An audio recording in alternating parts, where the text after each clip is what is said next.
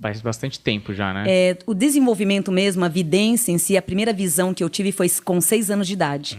Né? Agora você imagina, uma visão, né, com 6 anos de idade numa família católica. Certo. Então foi uma coisa assim, muito sofredora, ao invés de ter sido uma coisa para alegrar, foi uma coisa que me puniram muito, dizendo que eu estava sendo perseguida por obsessores, por espíritos perturbadores. Minha mãe sendo católica, levaram o padre em casa, tudo. Naquela época, eu via muito copos se mexendo, vultos. Primeiro começou com os vultos, né? Aí onde eu questionava, estava com medo. Depois, esses vultos, eles foram se materializando. Então, onde eu via como se fossem pessoas mesmo andando, né? Sei. Circulando pela casa inteira. Agora, você imagina uma criança dizendo, mãe, tem um homem aí na porta. De repente, ela abre e não tem aquele homem. Mãe, o copo se mexeu, mas ninguém está ali na cozinha. Então, foi coisas assim que foi muito sofrimento.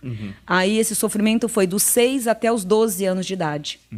Até mesmo para dormir, que a gente que é médio, o ataque maior, ele vem na noite, né? Lá na área noturna. Então, eu rezava. Quando eu via que ia começar a anoitecer, eu rezava muito, porque eu sabia que ali eu não ia conseguir dormir. Era tumulto noturno o tempo inteiro, visitas noturnas, panela se mexendo, panela andando, movimento, porta batendo. Um episódio que eu não esqueço até hoje, né? Eu dormindo, cobri a cabeça para não ver nada, e aquele cobertor saindo de mim. Mas não era ninguém. Aí eu fui para minha mãe, né, questionando que eu estava com medo. Ali eu não tive carinho, né? Ela me bateu muito. Eu lembro que foi uma surra muito forte, aonde eu tive que dormir de um jeito ou de outro. Então, era sempre muito cansativo, porque no outro dia, eu tinha que ir para a escola de manhã. Então, eu, assim, no aprendizado era péssimo, porque eu não dormia, ia para a escola com muito sono, acabava dormindo na sala de aula, e assim foi. Com os 12 anos, aí eu já comecei a ter uma doutrina melhor. Porque eu tive uma pessoa também que, graças a Deus, me orientou bastante nesse mundo. Mas o início, ele foi, assim, muito pesado. Deixa eu só perguntar. Você quer perguntar? Pode perguntar. Não, pode falar. Não, é só 2 perguntas, assim. Uma é que a gente tem muita... Porque eu, por exemplo, nunca vi nada. Quando você vê a pessoa, é como se fosse eu aqui, ou tem aquela coisa só pra... Que eu sei que é estereotipada, do fantasma? Não. É uma pessoa. Materializado. Um exemplo, tá você aí, né? Como é que ele tá? Ele tá de roupa vermelha, isso aqui, o cabelo assim, assim, assado. É nítido. Porém, entendi. só eu que tô vendo. Certo. Então, você imagina, eu descrevendo pra alguém quem você é, mas o bebê aqui não tá enxergando, nem outro bebê tá enxergando. Ninguém tá enxergando, só a Wanda que tá enxergando. Certo. Então, a vidência, ela vem assim. Entendi. Por isso que deve ser confuso, né? É Porque você vê a muito, pessoa mesmo, você não tá muito. vendo No velório, pra você ter ideia, um episódio que eu tive de evidência de premonição, meu tio, uma pessoa saudável, irmão do meu pai, morava com a gente na época, e eu tinha também 6 anos e meio, estava entrando nos 7 anos de idade. Minha mãe tinha acabado de reformar a casa e o sonho dela era ter aquela sala. Eu também era muito sererepe, né? Eu era demais. Aí eu saí da rua, né? Tava andando de carrinho de rolemã, voltei. Eu falei, nossa, mãe, terminou a sala? Terminei. Olha que lindo tá ficando. Tá ficando linda, né, minha filha? Eu falei, então, pior que não é a senhora que vai inaugurar essa casa, essa sala. Quem vai inaugurar é o tio Paulo. Ah, mas como assim? Você tá ficando louca, menina? A gente tá querendo distância de família? O seu tio vai vir morar com a gente? Eu falei, não, o velório dele vai ser aí. Nossa. Então, aqui, eu descrevi o velório do meu tio inteiro, mas meu tio estava saudável.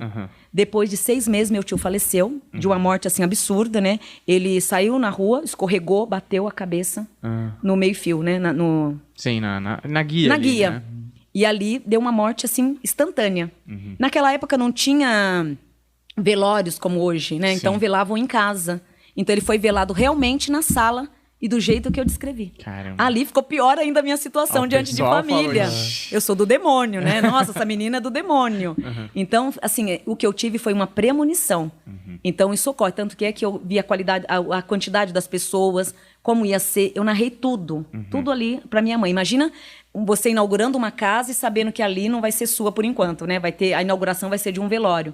E realmente foi um velório ali. Caramba, que loucura. Mas, Wanda, quando você começou a ver, você não tinha nenhuma outra referência de alguém que já tinha essa sensibilidade, ou na televisão, ou alguma coisa, visto ninguém que tinha isso? Nada. Principalmente na minha família. Porque eram, e até hoje são todos católicos, né? Então, minha mãe é aquele tipo, se você acender uma vela branca em casa, você está fazendo macumba, né? Então, ela não discordava de tudo. Então, ali não tinha nenhum parâmetro, né? Para falar, olha, puxei minha avó, eu vi minha avó tinha terreiro, né? Que em muitos casos vem de origem, né? No meu não tinha origem nenhuma. Nenhuma. Agora, 10 anos atrás, que eu descobri que até então era minha bisavó, que na época praticava muito isso em Minas. Mas daqui a 10 anos eu descobri isso, há 10 anos atrás. Mas naquela época não tinha nenhuma referência. Mas digo assim, ela praticava porque ela já sabia dominar mais ou menos a sensibilidade dela, ou porque ela também contava essas histórias e aí as pessoas tratavam da mesma forma? Tinha mediunidade. Eu fiz sabendo há 10 anos atrás que ela também tinha essa mediunidade, tanto que é que ela atendia com as cartas. Ela jogava cartas, né? Eu, no caso, eu trabalho com a vidência e com a audição. Então, eu tenho 2 parâmetros espirituais. Nos paranormais mesmo, quando eu não tinha vidência, eu tinha audição. Então, graças a Deus, eu tenho esses 2 instrumentos, vamos dizer assim, espirituais, que eu posso utilizar na hora. Mas, na época, não tinha referência de ninguém. Que é muito impressionante, né? Porque pra gente que vê, por exemplo, no programa que você foi, eu já sabia, mas pra galera que vê a primeira vez, o pessoal se usa de instrumentos como búzios, cartas sim.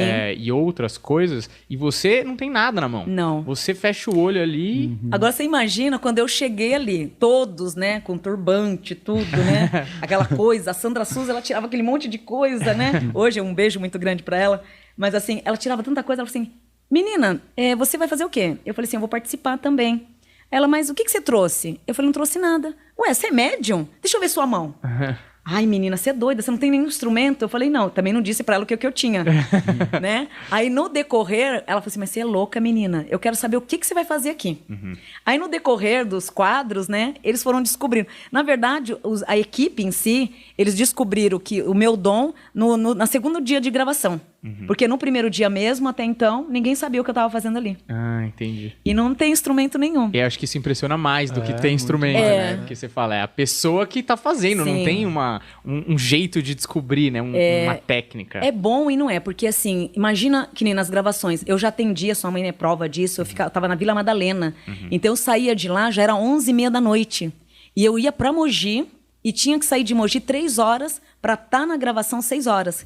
Que a turma do Celso, eles começavam a gravar 6 horas da manhã, tinha que estar todo mundo ali. Então era muito puxado, né?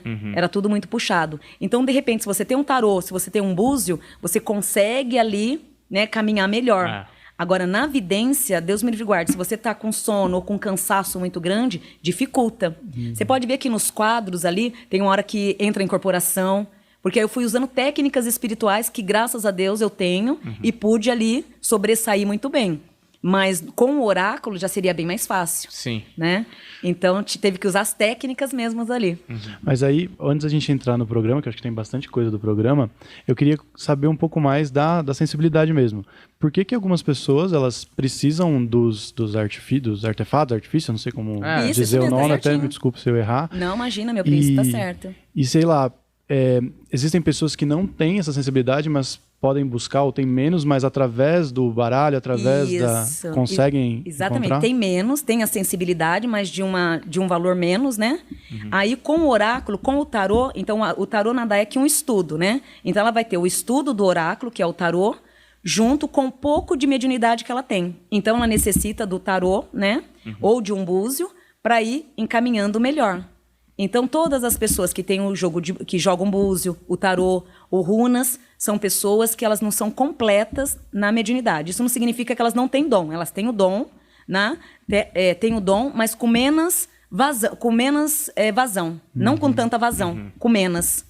Mas, por exemplo, aquilo ali, ele tem como é que eu falo?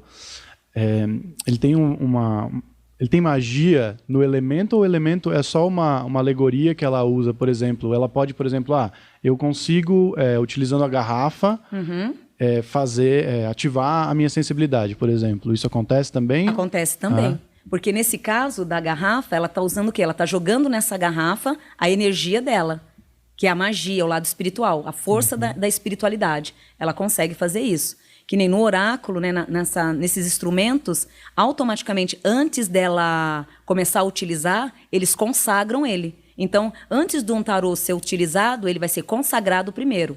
O búzio, a mesma coisa, vai ser consagrado. Aí vai ser consagrado por quem? Na linha do seu orixá, na linha do teu mentor espiritual. Porque a partir do momento, aquele tarô, aquela runa ou aquele búzio, ele passa a ser do teu mentor espiritual. Então é tudo uma mironga de energia. Então é como se aquele Búzios, por exemplo, tivesse sendo o instrumento, na verdade, do seu guia espiritual. Exatamente. E você é só um caminho, canal. Um canal, um veículo entre esses dois lugares, né? O ponto A e o ponto C. Você é o ponto B que liga os dois, né? Sim, exatamente.